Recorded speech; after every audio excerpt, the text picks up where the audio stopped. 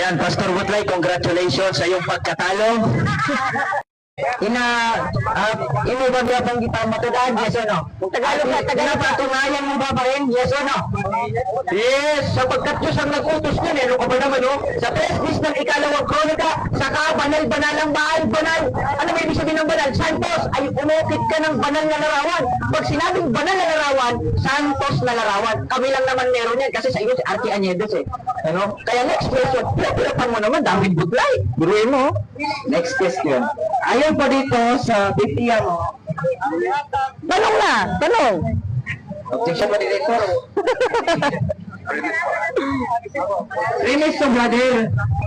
Sabi dito, Levitico chapter 26 verse 1. Huwag kayong gagawa para sa inyo ng mga Diyos-Diyosan. Ito tanong. Kung magawa ba kayo ng debauto o Diyos-Diyosan, yes or no? Sino mo? Mga kapatid, may aral ba tayong gumawa ng Diyos-Diyosan? Wala.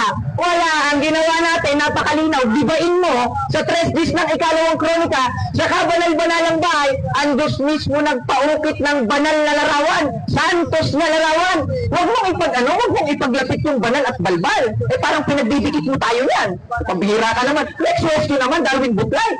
Marami pa din talata. Next question. Okay, next question. Pambihira ka naman. Sabi mo, hindi ka gumagawa kayo ng mga Diyos-Diyosan. Sabi dito, magpatayo kayo ng larawan inanyuan. Tanong, hindi ba kayo nagpatayo ng inanyuan ng larawan? Yes or no? No. Bakit? Dahil yung subject of the sentence then in Hebrew, pisel. Ano ko ba naman? Di mo ba alam yan, Darwin Butlay? Tingnan mo. Kala ko ba naman, nag-connect kayo ni Glenn Alado ng SDA eh. Tingnan mo argumento mo ha. Nagtayo kami, ang itinayo namin, hindi larawan ng mga Diyos-Diyosan. Sapagkat ang larawan ng mga santos sa 8:4 ng unang Korinto, larawan ng mga bagay na hindi totoo. Tanong, totoo ba si San Antana? Hindi. Si Santa Maria, totoo ba? Hindi. Eh ba't may rebulto? Pinagawa kasi sa 3 days ng ikalawang kronika na in Hebrew, Niklaet, feminine graven images gaya ni Santa Maria. Tingnan mo, baka merong Archie, hanapin mo dyan. Next question.